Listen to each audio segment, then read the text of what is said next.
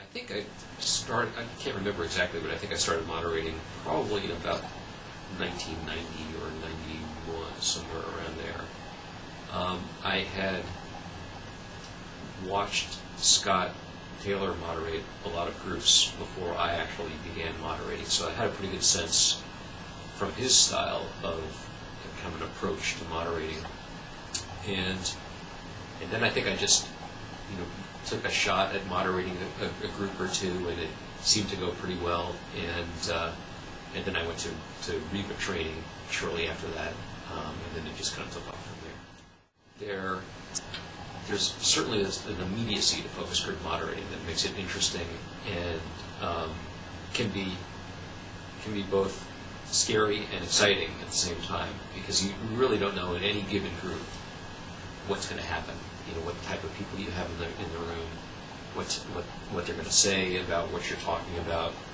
So there's really kind of a real element of exploration that is hard to get from other types of research where you're not directly interacting with people. So the opportunity to be in front of people and asking them questions directly and listening to what they have to say and comparing that in your own mind to what you kind of expected or didn't expect is really pretty fascinating to me.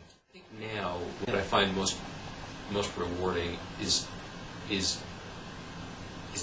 juggling it all, is managing to accomplish everything you need to accomplish in a focus group.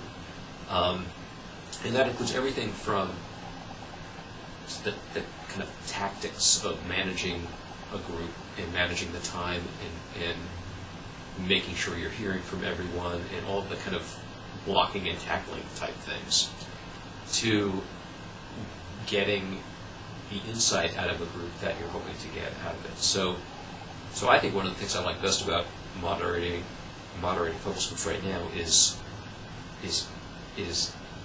managing that whole process. Is the challenge of all of the different elements that you have to be responsible for, and from tactical things to substantive things, and being successful at it. I think my overall approach, well, first of all, the most important thing to me is understanding what a client needs to know in a real kind of a deep way. So not just knowing what the questions are, but knowing what types of responses are going to be helpful or not helpful. And that, I always keep that in the back of my mind. And one of the things that has been fortunate for me is I've been doing this for so long that some of the nitty-gritty things that need to be done have almost become second nature, so I can really focus more on what's important for the client, what information is going to be most helpful for them. So that's part of my approach, is just to make sure I always have that in mind. And then in terms of just managing the group, I just try to create an atmosphere that is non-threatening for respondents, where they start to feel comfortable very quickly, expressing what they have to say, talking with each other, and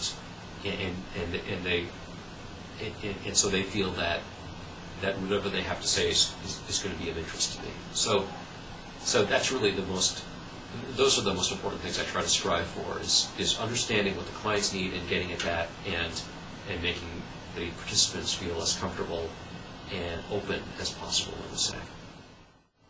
If I had to say what I do most frequently is I tend to walk around the room quite a bit, not as much as some people might, but what I do when it comes to that sort of thing is I try to gauge the energy of the room and react accordingly.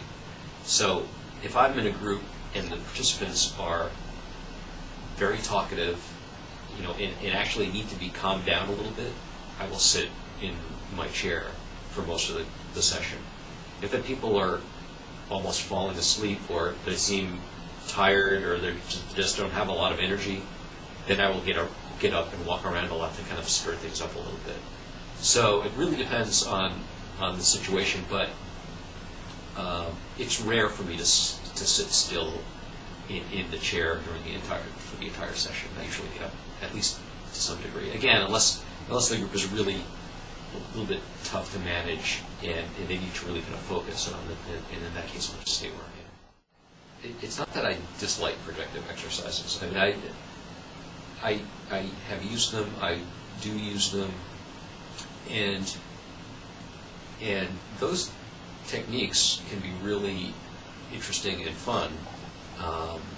And my only thing about projective techniques is that it's just important to understand what they do and what they don't do. It's important to understand how they can help, but what their limits are. I think there's maybe a tendency for people to kind of put too much stock in what they hear from a projective technique. So I have kind of a healthy skepticism about what they offer, but the kind of, if such and such a brand were a person, what kind of person would they be? You can get some really interesting stuff out of a question like that, and what's fascinating is seeing the consistency from group to group when you ask a question like that about a brand and its competitors. It's just really fascinating, and the participants seem to like it too, because it gives them a chance to be somewhat creative in their responses, and they kind of get into it, and it could be really interesting and enlightening, and kind of breaks up some of the maybe more standard questioning techniques. So it's not that I don't like them or shy away from them. I just think they need to be kept in a proper perspective. I think the ideal participant to me is just somebody who's really thoughtful and respects the opinions of other people in the room, doesn't talk too much, doesn't try to dominate the group obviously, but at the same time has a lot of interesting things to contribute. Usually when I come in the back room and I'll say something about that participant was my favorite in the group, it's usually somebody who just had some really good insight and was thoughtful and kind of delved beneath the surface responses, and they really tried to get at kind of the heart of the issue. And there usually are, at least one or two respondents in every group who's like that. Who you really feel is really smart and really insightful and really wants to help. And those types of participants are some of my favorites.